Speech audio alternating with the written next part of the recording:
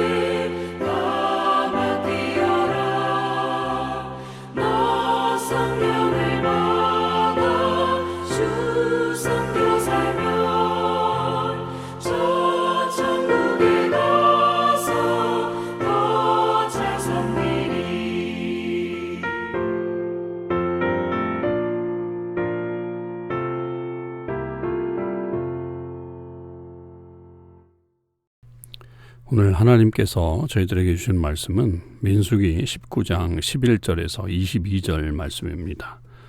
민수기 19장 11절에서 22절 말씀을 읽겠습니다. 사람의 시체를 만진 자는 이레 동안 부정하리니 그는 셋째 날과 일곱째 날에 잿물로 자신을 정결하게 할 것이라. 그리하면 정하려니와 셋째 날과 일곱째 날에 자신을 정결하게 하지 아니하면 그냥 부정하니 누구든지 죽은 사람의 시체를 만지고 자신을 정결하게 하지 아니하는 자는 여호와의 성막을 더럽힙니다. 그가 이스라엘에서 끊어질 것은 정결하게 하는 물을 그에게 뿌리지 아니하므로 깨끗하게 되지 못하고 그 부정함이 그대로 있음이니라. 장막에서 사람이 죽을 때의 법은 이러하니 누구든지 그 장막에 들어가는 자와 그 장막에 있는 자가 이레 동안 부정할 것이며 뚜껑을 열어놓고 덮지 아니한 그릇은 모두 부정하리라. 누구든지 들에서 칼에 죽은 자나 시체나 사람의 뼈나 무덤을 만졌으면 이레 동안 부정하리니 그 부정한 자를 위하여 죄를 깨끗하게 하려고 불사른 재를 가져다가 흐르는 물과 함께 그릇에 담고 정결한 자가 우슬초를 가져다가 그 물을 찍어 장막과 그 모든 기구와 거기 있는 사람들에게 뿌리고 또 뼈나 죽임을 당한 자나 시체나 무덤을 만진 자에게 뿌리되 그 정결한 자가 셋째 날과 일곱째 날에 그 부정한 자에게 뿌려서 일곱째 날에 그를 정결하게 할 것이며 그는 자기 옷을 빨고 물로 몸을 씻을 것이라. 저녁이면 정결하리라. 사람이 부정하고도 자신을 정결하게 하지 아니하면 여호와의 성소를 더럽힘이니 그러므로 회중 가운데에서 끊어질 것이니라. 그는 정결하게 하는 물로 뿌림을 받지 아니하였은즉 부정하니라. 이는 그들의 영구한 율례니라. 정결하게 하는 물을 뿌린 자는 자기의 옷을 빨 것이며 정결하게 하는 물을 만지는 자는 저녁까지 부정할 것이며 부정한 자가 만진 것은 무엇이든지 부정할 것이며 그것을 만지는 자도 저녁까지 부정하리라. 아멘. 오늘도 우리 새벽기도에 동참하는 참소망의 식구들과 또 하나님의 모든 백성들 위해 하나님의 크신 은혜와 축복이 임하기를 주님의 이름으로 축원을 드립니다. 계속해서 우리가 민수기 19장 11절에서 22절까지 말씀을 묵상하겠는데요. 오늘 말씀 속에서는 이 부정의 어떤 요소들 중에 특별히 이제 시체를 만진 사람들에 대한 이야기가 나오고 있습니다. 이 부정법, 정결법이죠. 이 정결법은 이스라엘 백성들에게는 매우 중요합니다. 이 정결법은 어떤 면에서는 영적인 의미에서 이것이 우리의 죄와 깊은 연관이 있다라고 봐야 되겠죠. 그래서 이 부정이 결국은 큰 영향력을 가지고 있어서 공동체 전체를 부정하게 만들고 또한 망칠 수 있다라고 하는 그런 큰 전제가 있죠. 마찬가지로 이 공동체 안에 이 죄가 들어오게 되면 결국 그 죄는 엄청난 능력을 발휘하게 되고 힘이 생기게 되면서 그 공동체 전체를 무너뜨릴 수 있는 그런 요인이 될 수 있기 때문에 우리가 이 부정법과 늘 연관해서 생각해 볼 것은 우리의 죄의 문제를 어떻게 다루어야 할 것인가 하는 것들입니다. 특별히 이 시체를 만지는 거 결국 죽음에 해당하는 거잖아요. 죽음이라고 하는 것은 가장 부정한 것이다 이렇게 볼 수 있기 때문에 시체를 만진 자에 대해서는 매우 엄격한 어떤 정결법을 가지고 있었습니다. 그래서 시체를 만진 사람에 대해서는 7일 동안 부정하게 됐고요. 그런 와중에 셋째 날과 일곱째 날에 이 잿물로 정한 그 부정수죠. 그러니까 그 정하게 만드는 그런 물로 결국은 정결을 해야 되고 이 두 번의 이 그 의식을 통해서 그 몸을 깨끗하게 한 다음에 결국 마지막 7일째에 그 몸이 깨끗해지는 역사가 있습니다. 그래서 이것의 어떤 두 번의 의미는 사실은 뭐 잘 알 수는 없겠지만 그러나 분명한 것은 세 번째 날에 이것을 행하지 않는다면 일곱째 날에도 의미는 없는 것이다. 그러니까 이 법은 꼭 지켜야 된다라고 하는 것이고요. 그 죽음의 어떤 내용들이 어떤 사람은 집에서 죽을 수도 있고 어떤 사람은 들에서도 죽을 수 있고요. 그렇게 됐을 때 그 시신을 어떻게 처리해야 되는 그런 과정들이 분명히 있겠죠. 그럴 때에 집 안에서 죽었을 때는 그 장막에 그 조문하러 들어가는 사람들이나 그 장막 안에 있었던 사람들 모두가 7일 동안 부정하고 심지어는 그 장막 안에 뚜껑을 열어놓고 덮지 않은 그릇이 있으면 그것 역시도 부정하게 되는 거죠. 그래서 그 부정한 그 식기나 그릇 같은 것들을 역시 정한 물로 씻어야 되는 그런 법이 있는 것입니다. 그리고 이제 들에서 죽은 사람에 대해서는 역시 그 만졌기 때문에 시체나 혹은 죽은 자나 사람의 뼈나 무덤을 만졌으면 7일 동안 부정하게 되는 그런 일들이 또 있습니다. 그래서 집에서 어떤 시신을 연관되어 있거나 아니면 뭐 들에서도 그렇게 연관되어 있으면 부정한 모습들을 가지고 있죠. 우리가 지난 수요일 날 그 선한 사마리아인의 비유를 우리가 배웠는데요. 그 안에서 우리가 잘 알듯이 제사장과 레위인이 그 강도 만난 사람을 보고 지나쳐 갔습니다.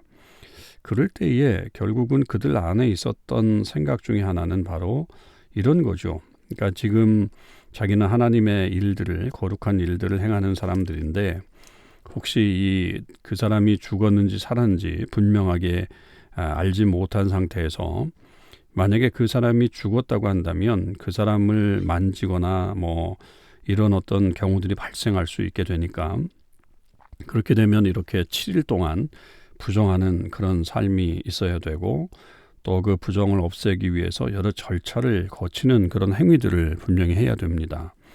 뭐 피치 못할 사정으로 그렇게 뭐 자기의 친족이나 혹은 뭐 아는 사람의 시신을 만질 수는 있다고 할지라도 이렇게 전혀 모르는 사람을 만졌을 때에 그렇게 또 어떻게 보면 애매한 고난 혹은 또 뭐 자기의 어떤 부정한 시간들, 그 부정을 없애는 시간들에 대한 아까움 뭐 그런 것들이 같이 동반됐기 때문에 그 사람들은 결국 그 시신을 만지지 않으려고 하는, 정결법을 위반하지 않으려고 하는 그런 마음으로 인해서 그냥 지나쳤던 것이다, 이렇게 생각해 볼 수 있습니다. 그만큼 이 시체를 만지는 것은 굉장히 부정한 일이고 경계한 그런 일이라고 볼 수 있죠. 뭐 어쩔 수 없는 상황에서는 뭐 그것을 만질 수밖에 없겠지만 그래도 이 절차가 꼭 지켜져야 된다라고 하는 것입니다. 그래서 이제 그 부정한 자를 위해서는 깨끗하게 해야 되고, 그래서 그 죄를 가져다가 흐르는 물과 함께 그릇에 담고 우슬초를 가져다가, 어제 말씀과 같죠, 우슬초를 가져다가 이제 그 물을 찍어서 장막과 그 모든 기구와 거기 있는 사람들에게 뿌린다. 그래서 정결하게 하죠.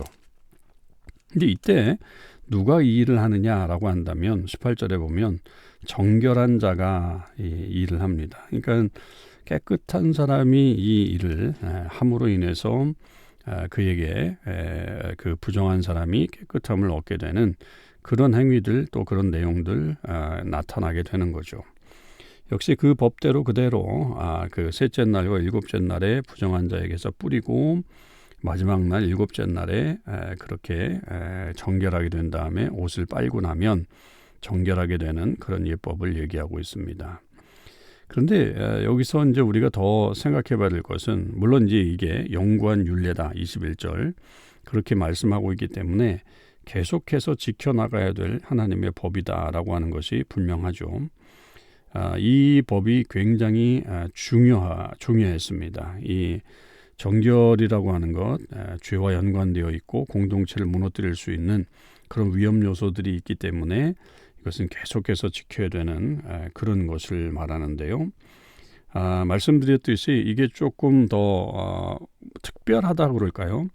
그건 뭐냐면 이 정결한 자가 부정한 자에게 이 물을 뿌리고 정결하게 해주잖아요. 근데 그렇게 한 정결한 자도 역시 부정하게 됩니다. 그러니까 그 저녁까지 부정하게 되죠. 그래서 그 부정한 자를 만진 것도 무엇이든지 부정하고 그것을 만지는 자도 저녁까지 부정하기 때문에 이 사람도 결국은 그 저녁까지는 정결 예식을 해야 된다. 그렇게 본문이 규정하고 있습니다. 그러니까 그만큼 영향력이 크다는 거예요. 영향력이 크기 때문에 결국에는 그 공동체 전체에게 그런 악영향을 끼칠 수 있기 때문에 그 일을 행한 정한 사람이라고 할지라도 부정한 것을 만졌거나 혹은 터치했거나 아니면 뭐 이렇게 그 물을 뿌렸거나라고 한다면 그 역시 정결예법을 행해야 된다라고 하는 것을 아주 엄하게 말하고 있는 것을 볼 수 있습니다. 여러분, 이 말씀 분명하게 우리도 기억해야 합니다. 오늘날 우리 공동체 안에는 이렇게 악한 죄가 들어오게 되면 결국 그 죄가 사람들에게 계속적으로 번지게 되고 그것으로 말미암아 공동체 전체가 부패하게 되고 나아가서 굉장히 어려움을 겪게 되는 일들이 꽤 많이 벌어지고 있죠. 오늘날의 어떤 교회 공동체의 모습을 보면 이런 죄의 문제 때문에 그것을 잘 해결하지 못해서 나타나는 교회가 뭐 굉장히 힘들어지고 성도들이 어려움을 당하는 그런 일들이 꽤 많이 일어나는 것들을 우리는 뭐 여러 군데에서 보게 됩니다. 결국 그 작은 죄의 어떤 씨앗이 들어와서 그게 뿌리를 내리고 거기에서 아주 큰 역사를 일으켰기 때문에 결국 그렇게 안타까운 일들이 벌어지게 된 거죠. 여러분, 이런 통로가 되지 말아야 될 거고요. 우선은 우리의 모든 모습이 죄를 가져오게 되는 통로가 된다면 참 그것만큼 안타까운 일은 없을 거고요. 또 설령 그렇게 들어온 죄라고 할지라도 우리가 단호하게 그렇게 거부하고 또 이 죄에 대해서 확실하게 우리가 그 처리하는 그런 모습을 가지고 있어야 합니다. 만약에 그렇게 되지 않는다고 한다면 공동체는 큰 어려움을 당할 수 있기 때문에 우리가 그것을 늘 조심해야 되고 또 우리 공동체 안에서 그 죄를 멀리하는 그런 모습을 가지고 있어야 되겠습니다. 오늘 하루 우리 안에 그런 악한 모습은 없는지 또 잘못된 모습은 없는지 한번 되돌아보는 시간들이 있었으면 좋겠고요. 혹여 그런 것들이 내 눈에 보이고 혹은 또 그런 모습, 안타까운 모습들이 있다면 우리 스스로가 정결케 하고 하나님 앞에 나아가는 그런 모습을 통해서 우리 공동체를 새롭게 하는 그런 역사가 일어날 수 있게 되기를 바랍니다. 함께 기도하시겠습니다. 하나님 아버지 감사합니다. 오늘도 하나님께서 저희들에게 귀한 날을 허락해 주시고 오늘도 주의 말씀을 통해서 다시 한번 우리가 부정한 자가 되지 않고 정결한 자가 되어야 함에 깨닫게 하신 것을 감사드립니다. 이 부정의 역사는 공동체를 무너뜨릴 수 있기 때문에 부정은 확실하게 해결해야 된다고 하는 것이 하나님의 말씀이었습니다. 오늘날에도 작은 죄가 공동체를 무너뜨릴 수 있다고 하는 사실을 저희들이 기억하게 하여 주시옵시고 그 죄에 노출되지 않게 하시며 혹여 그런 죄가 우리 안에 발견된다면 빨리 그것을 정결케 하는 회개와 또 하나님의 말씀 앞에 서는 그런 역사가 일어날 수 있도록 인도하여 주시옵소서. 하나님, 그래서 우리 공동체가 하나님께서 기뻐하시는 정결한 공동체가 될 수 있도록 도와주시옵소서. 오늘 하루의 삶 속에서도 주님 함께하여 주시고 우리가 행하는 모든 일들 속에 주님이 앞서가시고 인도해 주셔서 하나님의 놀라운 일들이 우리 가운데 이루어지는 귀한 삶이 이루어지게 하여 주시옵소서. 감사드리며 우리 주님 예수 그리스도의 이름으로 기도하옵나이다. 아멘. 성도 여러분, 오늘 하루도 주님의 은혜 안에서 승리하시는 삶을 사실 수 있기를 바랍니다.